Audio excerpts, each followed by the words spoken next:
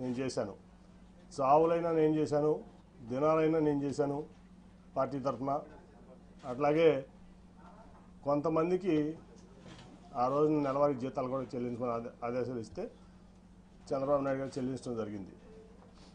నా సొంత వ్యాపార సంస్థ కంటే కూడా తెలుగుదేశం పార్టీ ముఖ్యమని చెప్పి నేను ఈ పార్టీ గెలుపు అవసరం అని చెప్పి భావించి నేను ఆ పనులన్నీ చేశాను. అంతకుముందు మీ అందరూ తెలుసు, అంతకుముందు జరిగిన బై ఎలక్షన్లో దాదాపు నాకు తెలిసి 17 మందో 18 మందో కాంగ్రెస్ నుంచి రాజీనామా చేసి వైకాపా తరఫున పోటీ చేసిన అభ్యర్థులు భారీ మెజార్టీలతో గెలిచారు. అది 2012లోనో 14లోనో నాకు గుర్తులేదు, సరిగ్గా 12లో నాకు గుర్తులేదు. అప్పుడు అందరూ అన్నారు నన్ను, ఎందుకు నువ్వు ఈ డబ్బులు వేస్ట్ చేసుకుంటున్నావు, నువ్వు టైం వేస్ట్ చేసుకుంటున్నావు, ఈ పార్టీ గెలిచేది లేదు, ఏమీ లేదు, ఈ చంద్రబాబును కూడా ఎందుకు నమ్ముతామని చెప్పి మా సొంత సామాజిక వర్గం వాళ్ళే ఆ రోజు నన్ను మందలించారు. సరే, మరి ఒక లక్ష్యంతో నేను దిగాను, ఆయన గెలిపించుకోవడమే నా లక్ష్యం. కాబట్టి ఏమైనా పర్లేదు, నేను ఇట్లాగే ముందుకు సాగుతానని చెప్పి ముందుకు సాగితే కార్పొరేషన్ గెలిచాం, జెడ్పీటీసీలు గెలిచాం, ఎంపీపీలు గెలిచాం, పంచాయతీలు గెలిచాం, తర్వాత జనరల్ ఎలక్షన్లో కూడా గెలిచాం. అప్పుడు శ్రీనివాస్ గారు బీజేపీ అభ్యర్థిగా మా అలయన్స్లో ఉన్నారు. అన్నీ గెలిచాం, జిల్లాలో అంతా నాదే భావిస్తా.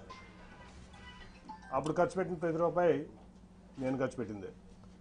తదనంతర పరిణామాలు కూడా తెలుసు. అన్నీ అయిపోయిన తర్వాత నాకు టికెట్ ఇవ్వనని చెప్పి ఆ రోజు ఇంకా ఆన్లైన్లో 5 పెట్టారు ఆ రోజున రేస్లో. సరే, ఏదైతే అదైందని చెప్పి నేను కూడా ముందుకెళ్తే ప్రజా ఆగ్రహం ముందు అక్క మళ్ళీ నాకు సీట్ ఇచ్చారు ఆ రోజు, అంత లొల్లి చేసిన తర్వాత కూడా. అట్లాగే ఆ తర్వాత మరి ఏ రోజు కూడా ఒక ఎంపీగా మరి అక్రమ సంపాదన ఇంకోటి ఆశపడకుండా నిజాయితీగా పార్టీ కోసం, ప్రాంతం కోసం, ప్రజల కోసం కష్టపడ్డా. ఆ ప్రాసెస్లో మీ అందరికీ కూడా తెలుసు, ఆస్తులు అమ్ముకున్నా, వ్యాపారాలు మానుకున్నా. ఇవాళ నేను అమ్ముకున్న ఆస్తుల విలువ హైదరాబాద్లో 2,000 కోట్లు, అక్షరాలు 2,000 కోట్లు. నేను అమ్ముకున్న ఆస్తులు మీకు కావాలంటే నా 14 యాక్షన్ అఫిడవిట్ తీసి వాళ్ళకి చూస్తే నా ఆస్తులు ఇవాళ వాల్యూ 2,000 కోట్లు ఉంటుంది. అట్లా వ్యాపారం కాకుండా కొన్ని విషయాల్లో ఆయన నా పట్ల ప్రదర్శించినటువంటి తీరులో వ్యాపారం కూడా ఆపుకోవాల్సి వచ్చింది.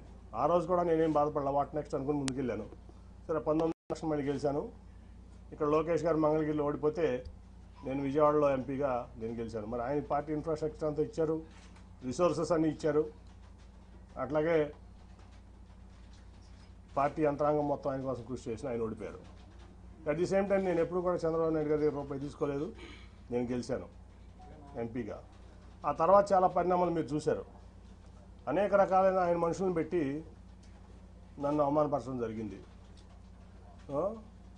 అట్లాగే ఫైనల్గా వచ్చేబడి కార్పొరేషన్ ఎలక్షన్లో సీటు, మేయర్ సీటు లేడీ అయినప్పుడు నేను జనరల్గా ఢిల్లీలో ఉన్నాను.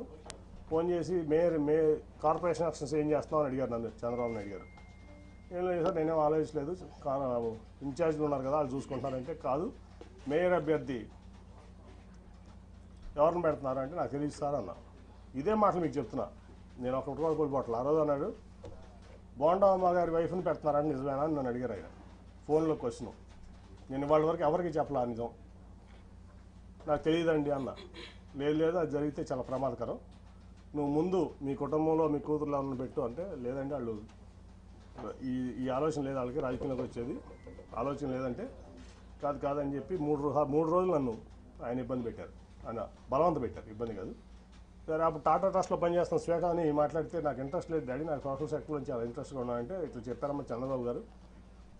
సరే, మరి పార్టీ కోసం చేయాల్సి వస్తుందో మనం చేద్దామంటే 3 రోజులు విముఖత తర్వాత అక్కడ రాజీనామా చేసి వచ్చి ఇక్కడ ఆవిడ నుంచోవడం జరిగింది.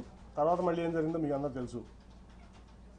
అట్లా మళ్ళీ అదే మనుషులతో ప్రెస్ మీట్ పెట్టించి ఎలక్షన్ 2-3 రోజుల ముందు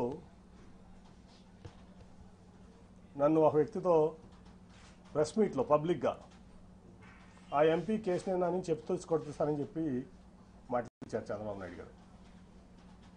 ఆ ఎంపీ కేసుని అని చెప్పు తీసుకొడతానని చెప్పి ఒక క్యారెక్టర్లెస్ పర్సన్ పార్టీ ఎంపీని అన్నారు. స్పందన లేదు పార్టీ నుంచి కానీ ఏ వ్యక్తి నుంచి కానీ. అదే ప్రెస్ మీట్లో ఒక పాలిట్ బ్యూరో సభ్యుడు గొట్టంగాడి ఎంపీ అన్నాడు, అయినా స్పందన లేదు. 50 మంది కార్పొరేటర్లు 44 మంది పోటీ చేస్తే 50 మంది ఓడిపోయారు. సరే, గెలిచేవాళ్ళు ఓడిపోయేవాళ్ళు అది తర్వాత సంగతి. వీళ్ళ ప్రెస్ మీట్ వల్ల పార్టీ చల్లా చెదురైపోయింది. ఆ నెక్స్ట్ 2 రోజుల తర్వాత వచ్చిన చంద్రబాబు నాయుడు ప్రచారానికి, నువ్వు రావద్దు నాతో పాటు ప్రచారానికి, నువ్వు వస్తే వాళ్ళిద్దరూ రానంటున్నారు నాతో పాటు అని. ఓకే సార్ మీరు వెళ్ళండి అని చెప్పి పంపించడం జరిగింది.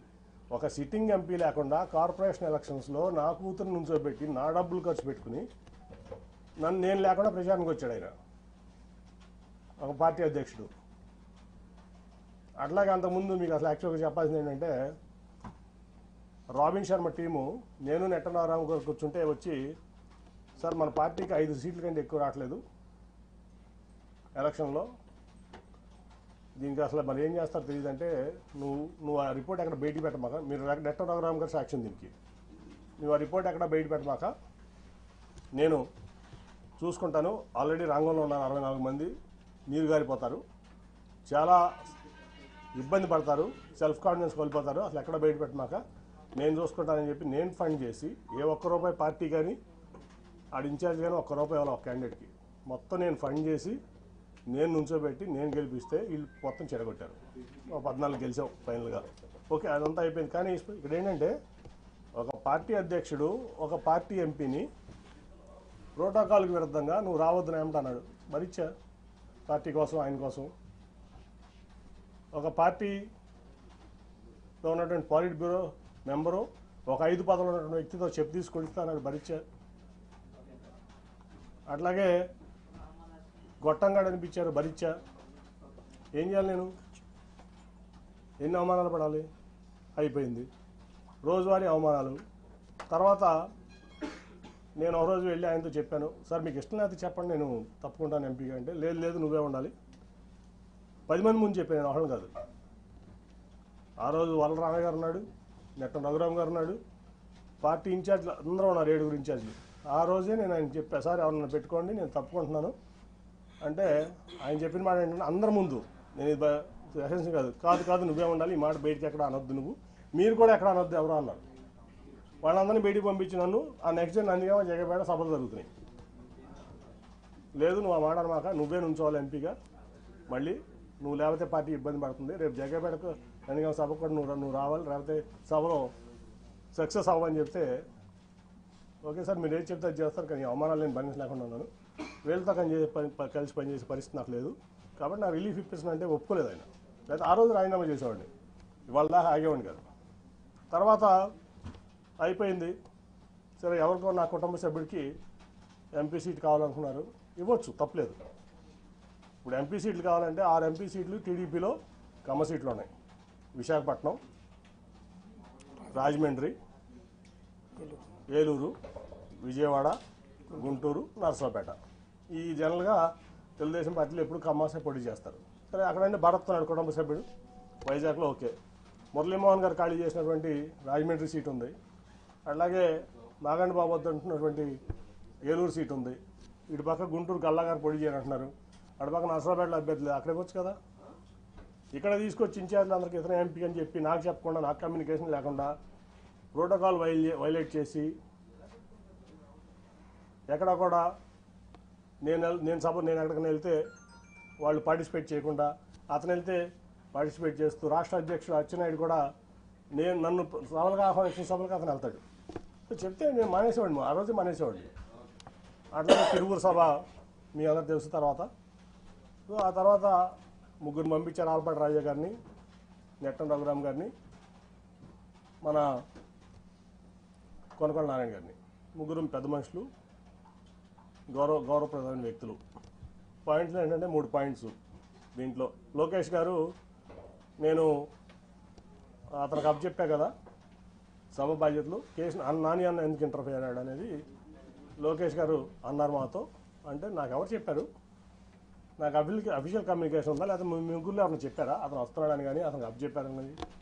పొద్దున్న టెలికాన్ఫరెన్స్లో అచ్చెన్నాయుడు గారు చెప్పారంటున్నాడు. నేను టెలికాన్ఫరెన్స్లో ఎప్పుడు లేను ఈ పార్టీలో, ఏ రోజు నేను టెలికాన్ఫరెన్స్లో ఉన్నాను, జూమ్ కాన్ఫరెన్స్లో ఉన్నాను, నేను పార్టీ ఇంటర్నల్ మీటింగ్లో ఉన్నాను, ఎందుకంటే అవన్నీ వేస్ట్ అని నా అభిప్రాయం. సో నేను లేను, కనీసం మీరు ముగ్గురు చెప్పారు కదా. ఆ రోజు ముందు రోజు ఆల్పాటి రాజా గారును రఘురామ్ గారు నాకు ఫోన్ చేసి మీరు వస్తున్నారా అంటే నేను వస్తున్నా అని చెప్పాను. ఎందుకంటే అధినేత వస్తున్న సభకు నేను రాకుండా ఎట్లా ఉంటాను, మీరు అయితే రేపు సన్నాహ సభకు ఏర్పాట్లు చేయాలి, మీరు గైడ్ చేయాలని రెండు అంటే వెళ్ళా. ఆ రోజు కూడా అప్పుడు తెలియజేసిన నేను వెళ్ళేవాడిని కాదు. వెళ్ళిన తర్వాత రౌడీ మొక్కలతో నన్ను కొట్టించాలని చూశారు. మా వాళ్ళందరూ కలిసి అడ్డం పడి నన్ను రక్షించుకున్నారు. పోలీసులు కూడా చాలా యాక్టివ్గా ఉండి నన్ను రక్షించుకున్నారు. అంటే నా కుటుంబంలోనే చిచ్చు పెట్టి నా కుటుంబ సభ్యుడితోనే నన్ను కొట్టించాలని కూడా మరి లోకేష్ గారు ఎందుకు అనుకున్నాను నాకైతే అర్థం కాల. నేనేం చేశాను, ఈ పార్టీకి ద్రోహం చేశాను? నేనేం తప్పు చేశాను? 9.5 ఏళ్లలో నేను చేసిన తప్పు ఒకటి చూపించండి. పార్టీ పట్ల కానీ, విజయవాడ పట్ల కానీ, విజయవాడ ప్రజల పట్ల కానీ. ఎందుకు నన్ను ఇట్లా చేస్తున్నారు? ఎందుకు నన్ను అవమానపరచాలనుకుంటున్నారు? మీరు జైల్లో ఉంటే నేను మీకు అండగా మీ కుటుంబానికి అండగా నిలబడ్డా కదా. సో ఇవన్నీ చూస్తే చంద్రబాబు మోసగాడని చెప్పి ఈ ప్రపంచానికి తెలుసు. కానీ ఇంత పచ్చి మోసాలు చేస్తా, దగాలు చేస్తా, కుటుంబాల మధ్య చిచ్చు పెడతా ఈ రకంగా చేయడం అనేది భావ్యం కాదు. సరే, ఆ రోజు రాజీనామా లేక సబ్మిట్ చేస్తా అని చెప్పి ఇవాళ మెయిల్లో పంపిస్తాను స్పీకర్ గారికి. అట్లాగే నా పార్టీ రాజీనామా లేక కూడా అది పంపించగానే ఇది కూడా పంపిస్తారు. అట్ ది సేమ్ టైం మర్యాదపూర్వకంగా మన ముఖ్యమంత్రి గారిని కలవడం జరిగింది. ఆయన అనేక సార్లు విజయవాడ వచ్చారు సభకి. యాక్చువల్గా నేను అటెండ్ అవ్వాలి, ఎందుకంటే ఒక ఎంపీగా గవర్నమెంట్ ప్రోటోకాల్ ప్రకారం ముఖ్యమంత్రి వస్తున్నప్పుడు నేను అటెండ్ అవ్వాలి. అది నా బాధ్యత, హక్కు కూడా. కానీ ఏ రోజు పార్టీ నన్ను అటెండ్ అవ్వద్దని చెప్పడం వల్ల నేను అటెండ్ అవ్వలేకపోయా. ఇవాళ వరకు ఒక్కసారి మాత్రం రాష్ట్రపతి వచ్చినప్పుడు రాజ్భవన్లో కలిసి నేను విష్ చేశాను ఆయన, అంతే తప్ప నేను ఇంతవరకు ఆయన ఎప్పుడు డైరెక్ట్గా కలవడం జరగలేదు, ఫోన్లో కూడా మాట్లాడలేను.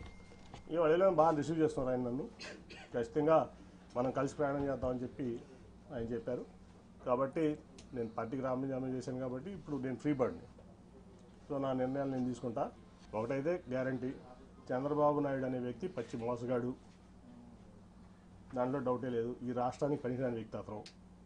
సరే, జనం దేవుడు అనుకుంటారా, లేదా కులపరంగా అనుకుంటారా, మీడియా పరంగా అనుకుంటారా, లేదా మరి ఎందుకు అనుకుంటారా అది ఇది. కానీ ఈ జగన్మోహన్ రెడ్డి గారు అయితే పేదల పక్షపాతి, నిరుపేదల పక్షపాతి. ఏ డెవలప్మెంట్ అనుకుంటారా? కోవిడ్ వల్ల కొన్ని కారణం 2 ఏళ్ళు భారతదేశం ఇబ్బంది పడింది, ప్రపంచమే ఇబ్బంది పడింది, భారతదేశం కూడా ఇబ్బంది పడింది. సరే, డెవలప్మెంట్ అవ్వదు, అటు ఇటు అవుతుంది. కానీ ప్రజలను హ్యాపీ పెట్టే దాంట్లో దాదాపు 2 లక్షల కోట్ల చిల్లర వాళ్ళ వరకు సంక్షేమం ఇచ్చారు ఆయన. ఇంకా ఇస్తానికి కమిట్మెంట్ ఉన్నారు. చచ్చుతీ చాలాసేపు మాట్లాడటం జరిగింది. సో నాకు బాగా నచ్చారు ఆయన. నచ్చడమే కాదు, ఆయన పథకాలని చూస్తున్నాం, వింటున్నాం. సో ఆయనతో కలిసి ప్రయాణం చేయాలని చెప్పి నేను నిర్ణయించుకున్నాను. వన్స్ నా రాజీనామా ఆమోదం పొందగానే నేను పార్టీలో చేస్తాను. నేను ఒకటండి, నేను 2014లో కూడా చంద్రబాబు గారిని నేను టికెట్ అడగల. ఎప్పుడు కూడా ఆయన గేట్ ముందు నుంచున్నాను, డోర్ ముందు నుంచున్నాను. నేను ఎప్పుడు చంద్రబాబు గారిని టికెట్ అడగల, 19 అడగల. అట్లాగే నేను ఆయన కూడా నేను ఎప్పుడు టికెట్ అడగల. నాకేంటంటే నాకు విజయవాడ అంటే పిచ్చ ప్రేమ. మీ అందరికి కూడా తెలుసు అది, ఆ విషయం. విజయవాడ అంటే పడి చచ్చిపోతాను నేను. నాకు కావాల్సిన విజయవాడ డెవలప్మెంట్, విజయవాడ ప్రాంత ప్రజలు మంచి చేయడం. అందుకే టాటాను తెచ్చిన, గట్టిగా ఆయన కాళ్ళు పట్టుకుని నువ్వు వద్దు చంద్రబాబు నాయుడు గారు. ఆఖరికి విమానాశ్రయం కూడా నేనే చేసింది. ఎందుకంటే ఆయన 5,000 ఎకరాల్లో ఇక్కడ కట్టుకుందాం అనుకున్నాడు ఈ నాగార్జున యూనివర్సిటీ దగ్గర. సార్ అది అవ్వదు, తన ముందు మన మినిస్టర్ ఉన్నాడు, సివిల్ ఏవియేషన్ సెంటర్ ఒప్పుకుంటుంది జైట్లీ గారు వాళ్ళు. అంటే నాకు సపోర్ట్ ఆ రోజు వెంకయ్యనాయుడు గారు, సుజనా చౌదరి గారు. లేకపోతే ఆ ఎయిర్పోర్ట్ కూడా ఉండేది కాదు. సో ఆయన మా విజయవాడకి నిజం చెప్తున్నా, మీరు ప్రెస్ కాబట్టి మీరు కూడా తీయండి. 2014 నుంచి 19 వరకు విజయవాడకి ఒక 100 కోట్ల రూపాయలు చంద్రబాబు నాయుడు గారు స్టేట్ గవర్నమెంట్ ఇచ్చింది చూపిస్తుంది. నేను తీసుకొచ్చిన సెంట్రల్ గవర్నమెంట్ ఇచ్చాను, ఇంక్లూడింగ్ టాటా ట్రస్ట్ కానీ ఏదన్నా కానీ. అరుణ్ గారికి తెలుసు టాటా ట్రస్ట్ ఎంత చేసాం మేము ప్రాంతంలో, అన్ని విలేజెస్లో. అలాగే ఫ్లైఓవర్స్ కానీ ఏదన్నా కానీ అది నేను కేంద్రం నుంచి తెచ్చింది. ఆయన ఒక ఆయనకి విజయవాడ పట్ల చిత్తశుద్ధి లేదు. ఆయన ఏంటంటే షాజహాన్ తాజ్మహల్ కట్టాడు, నేను అమరావతి కట్టాను. షాజహాన్ తాజ్మహల్ కట్టాడు కదా, ఎవరు కట్టారు తాజ్మహల్ అంటే షాజహాన్. అమరావతి ఎవరు కట్టారంటే చంద్రబాబు నాయుడు కట్టాలనే ఇది తప్ప విజయవాడ పట్ల ఆయన చిత్తశుద్ధి లేదు. నాకు తెలిసి ఎప్పుడు అది ఒక 100 కోట్లు కూడా 2014 నుంచి 19 వరకు విజయవాడ అభివృద్ధి కోసం చంద్రబాబు నాయుడు ఇచ్చింది లేదు, చేసింది లేదు. నేను మొదటి నుంచి చెప్తున్నా. నేను ఆయన చెప్పేవాడిని, sir Vijayawada is a reality, Vijayawada is a reality. Amaravati is your dream which has to be converted into a reality. అది అవ్వదు సార్. గిఫ్ట్ సిటీ కట్టారు ప్రధానమంత్రి గారు. ఇంకా చాలా ఇబ్బంది ఉంది అక్కడ. ఎకానమీ అంటే అప్స్ డౌన్స్ ఉంటాయి. ఒక ఢిల్లీ వదిలిపెట్టి, ఎన్సీఆర్ వదిలిపెట్టి, అహ్మదాబాద్ వదిలిపెట్టి, బాంబే వదిలిపెట్టి, పూణే వదిలిపెట్టి, చెన్నై, బెంగళూరు, హైదరాబాద్, కోల్కతా వదిలిపెట్టి అమరావతి ఎందుకు వస్తారు సార్? ఎవరన్నా దేనికి వస్తారు? ఇవన్నీ అవ్వవు సార్. ముందు విజయవాడ, గుంటూరు ఇవన్నింటినీ చేసుకుందాం మనం అని చెప్పి ఎన్నో సందర్భాలు కన్ఫరెంట్ అయ్యాను. కానీ ఫస్ట్ టైం నేను ఎంపీని, నీకేం తెలీదు అని చెప్పి నన్ను తోసేవాళ్ళు. ఓకే, నా పని నేను ఏదో సెంట్రల్ గవర్నమెంట్ తెచ్చుకున్నా, నా విజయవాడ కోసం చేసుకున్నా. ఓకే, నేను హ్యాపీ, నా విజయవాడ ప్రజలు హ్యాపీ. నన్ను వాళ్ళు ఓన్ చేస్తున్నారు, వాళ్ళు నేను ఓన్ చేసుకున్నా. రెండోసారి యాంటీవేలో కూడా నన్ను గెలిపించారు. దానికోసం నేను కష్టపడుతున్నాను, ఇంకా కష్టపడతా. సో నేను అనేది ఏంటంటే, నేను ఎప్పుడు ఆయన్ని టికెట్ అడగలా, ఈయన్ని టికెట్ అడగలా. సో నేనైతే జగన్ గారితో సేల్ చేద్దామని చెప్పి నిర్ణయించుకున్నా. సేల్ చేస్తాను, ఆయన ఏ బాధ్యత చెప్తే అది చేస్తాను. సార్, మీతో పాటు టీడీపీలో సిట్టింగ్ ఎంపీలు చాలా మంది పోటీకి దూరంగా ఉన్నారు, ఎందుకంటే మిగతా ఎంపీల గురించి తెలియదు కానీ విజయవాడ పార్లమెంట్లో అయితే టోటల్గా 60% టీడీపీ ఖాళీ చేసేస్తాం, దాంట్లో డౌట్ లేదు. సార్, ఇందాక మాట్లాడుతూ బోండా ఉమా గారి వైఫ్కి మేయర్ అభ్యర్థిగా ఇస్తే ప్రమాదం అని చెప్పాను. ఏంటి సార్ ఈ క్వశ్చన్? అది నాది చంద్రబాబు గారిని అడగదు, ఆయన చెప్పిన మాట మీకు చెప్పా. ఇవాళ వరకు నేను ఎక్కడ కూడా ఎంత అవమానాలు తిన్నా నేను రివీల్ చేయాలి, మీకు కూడా తెలుసా సంగతి. ఆయన అన్నమాట అది, బోండా ఉమా గారి వైఫ్ని పెడుతున్నారంట, నిజమేనా అని అడిగారు నన్ను. ఇదే క్వశ్చన్, నాకు తెలియదు సార్, నేను అసలు దాంట్లో ఇన్వాల్వ్ అవ్వలేదు అన్న. కాదు అది చేస్తే చాలా ప్రమాదం, నువ్వు ఇమీడియట్గా మీ అమ్మాయిని పెట్టని చెప్పి పంపించారు. నన్ను ఢిల్లీ నుంచి విజయవాడ పంపించారు ఆయన. ఈ మాట ఇవాళ వరకు నేను ఎవరికి చెప్పలా, ఇంక్లూడింగ్ నా సొంత కుటుంబం చెప్పలా. 60% తెలుగుదేశం పార్టీ ఎన్టీఆర్ జిల్లాలో ఖాళీ అవబోతుంది. 60% ఏదైనా నేను జగన్ గారితో కలిసి ప్రయాణం చేయడానికి నిర్ణయించుకున్నా. ఆఫ్టర్ మై రిజిగ్నేషన్ నేను మానసిక వ్యభిచారం చేయను కొంతమంది లేక, మీకు అర్థమవుతుంది ఎవరు. కాబట్టి నేను రాజీనామా చేసి వచ్చి ఆయనతో సేల్ చేయడానికి, ఆయనతో పాటు సేల్ చేయడానికి పేద ప్రజలకి ఆయన అండగా ఉన్న తీరుకు నాకు నచ్చింది. కాబట్టి ఆయనతో పాటు నేను నడుస్తానికి నేను సిద్ధపడ్డాను. ఆయన ఏదో ఆలోచిస్తే ఎంపీగా పోటీ చేయమంటాడా, ఖాళీగా ఉండమంటాడా, పార్టీ చూసుకోమంటాడా, విజయవాడ ఎన్టీఆర్ జిల్లాలో ఆయన ఇష్టం, ఆయనకు వదిలేసాం.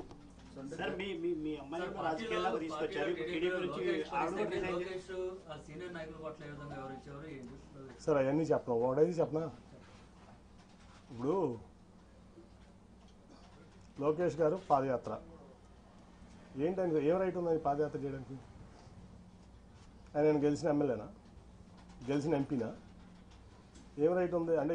చంద్రబాబు నాయుడు గారు కొడుకు కాబట్టి ఓడిపోయినా గెలిచినా నువ్వు ఎట్లా అయినా సరే పార్టీ మీ నాన్నగారిది కాబట్టి నువ్వు ఏదైనా చేస్తావా? ఏం త్యాగం చేసావు ఈ సమాజం కోసం, ఈ రాష్ట్రం కోసం? నువ్వు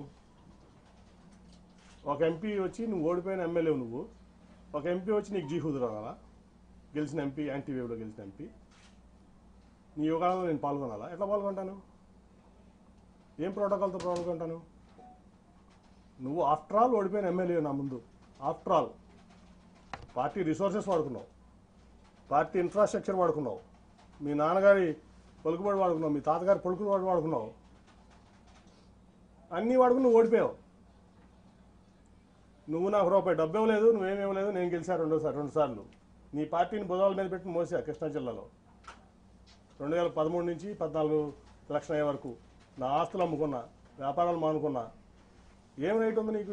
ఏం త్యాగం చేసావు ఈ పార్టీ కోసం కానీ, సమాజం కోసం కానీ? నువ్వు ఏం రైట్తో యోగాలను చేసావు?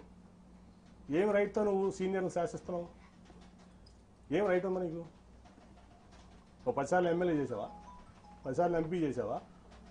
ఏం ఆస్తి అమ్ముకున్నావు? నేను ఆస్తులు అమ్ముకున్నాను, 2,000 కోట్ల రూపాయల ఆస్తులు. నేను ఈ పార్టీ కోసం అనండి, నా ప్రజా జీవితం కోసం అనండి, నా వ్యాపారం ఆపుకున్నా. నువ్వు హెరిటేజ్ ఆపుకున్నావా? మీ నాన్నగారు వచ్చిన నుంచి ఇప్పుడు వరకు మీ కుటుంబం ఆస్తి అమ్మిందా ఈ పార్టీ కోసం? ఏం త్యాగాలు చేశారని నువ్వు యువకులను చేస్తావు? మమ్మల్ని ఎట్లా ఉన్నామంటావు? ఏం రైట్ ఉంది నీకు?